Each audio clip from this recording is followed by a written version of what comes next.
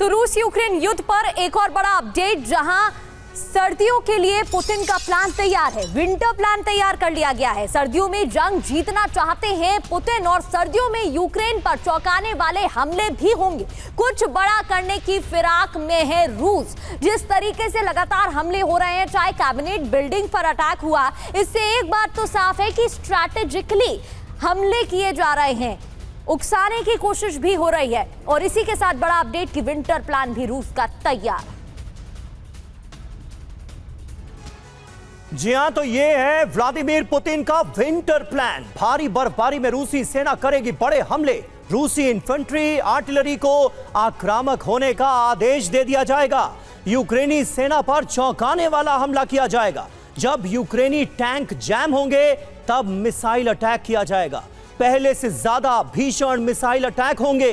Ukraine के अंदरूनी इलाकों को भी किया जाएगा टारगेट। यानी कुल मिलाकर सिवाज साहब कोहराम बरपाने की तैयारी में रूस यूक्रेन के अंदर नजर आ रहा है। आगे होता हुआ आप क्या देख रहे हैं? जिस तरह की तैयारी की खबरें सामने आ रही हैं वो तो बहुत घातक है। हाँ बिल्कुल, देखो समीर, ये सच्चाई है।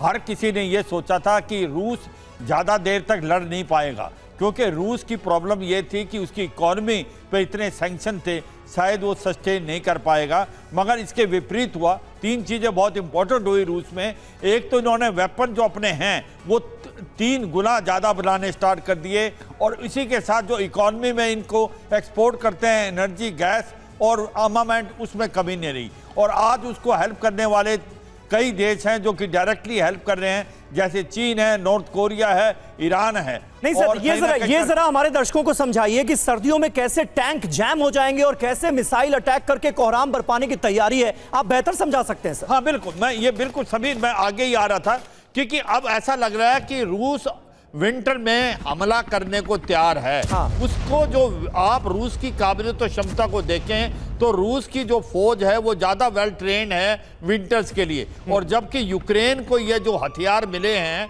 जिस प्रकार से टैंक है, चाहे अब्राहिम मिले हैं, चाहे उसको चैलेंजर मिले हैं, लेपर्ड मिले हैं, ये बर्फ जब पड़ जाती है और सर्दियों में ये जैम हो जाते हैं, इनका चलना नहीं होगा। और स्पेशली जब बर्फ ज्यादा पड़ जाती है तो वो सोगी हैं, ट्रैक से चलेंगे नहीं। तो ये हुआ था सेकेंड वर्ल्ड वॉर में भी। मुझे लगता है यही जर्मनी की गलती थी उस समय, और ये रूस को मालूम है। रूस की जो फौज है विंटर्स में बहुत ज्यादा काबिल है। दूसरी बात है, 2-3 और Sameer, just give me time, कि मैं ये कह रहा हूं कि जो रूस है वो ज्यादा वेल ट्रेन्ड, मोटिवेटेड हथियार है, और यूरोप के पास इतने हथियार भी नहीं है कि वो 10 से 15 दिन की लड़ाई लड़ सकें, क्योंकि उन्होंने हथियार इतने स्टोर किए नहीं थे। और जितने हथियार थे वो यूक्रेन को देते रहे। अगर ये लड़ाई फैलती है और ये होती है नेटो वर्सेस रूस, तो मुझे लगता है कहीं ना कहीं नेटो का पलड़ा डाउन रहेगा, क्योंकि रूस की क्या है, रूस के पास हथियारों की कमी नहीं है, इकोनॉमी उसका अच्छा करी है।